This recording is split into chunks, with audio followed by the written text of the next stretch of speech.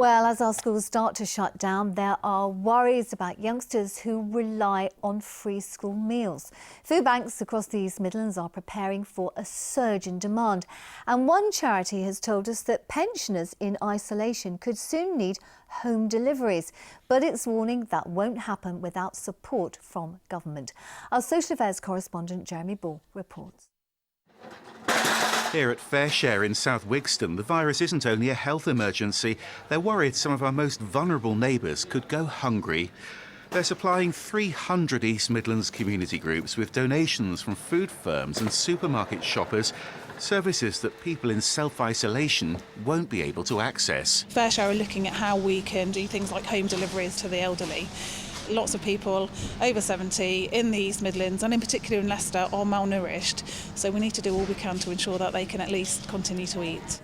Questions too about children who rely on free school meals if their schools have to close, including dozens of pupils here at St Peter's in Ruddington. Some of our parents are struggling to get supplies at supermarkets, and some parents simply can't afford to provide that meal for our children. So our worry is that some of our children might go hungry.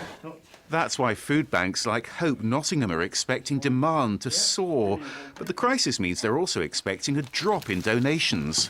Actually, we have had one person who's given us a load of toilet rolls, having realised they didn't really need to stock up in the way they have. But I think we'll be limited in how we can collect food to help people. Even with food collections that we do, sometimes that happens at big events like Nottingham Forest.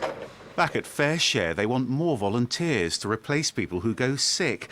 But they're asking for government funding too. We don't have contingency funds or reserves, so we're hoping that the government recognise the importance of our work and support us to deliver what's going to be really important over the next few weeks. So the support from government, the support from the public, the support from faith organisations is absolutely paramount.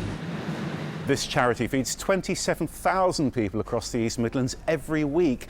And the emerging crisis is raising fundamental questions about how this vital lifeline continues and about how our whole society pulls together at a time of greatest need. Well, Jeremy's back here in the studio without that fluorescent jacket. I guess that begs the question, Jeremy, then, doesn't it? You know, how are people pulling together to get food on the table for those who need it? Well, of course, lots of charities and faith groups are really expert at this. They're gearing up to do more. Today, though, we've heard, for instance, about round table volunteers going into a superstore in Lutterworth, clearing up the trolleys, clearing up the packaging to free the staff up to restock the shelves. I've also heard from a firm in Nottingham called the Revelation Academy. Now, their training courses have stopped, so instead their staff are trying to set up a food pack service, and the idea there is that they can replace those free school meals if schools in Nottingham do shut down. The Prime Minister tonight said that's under continuous review.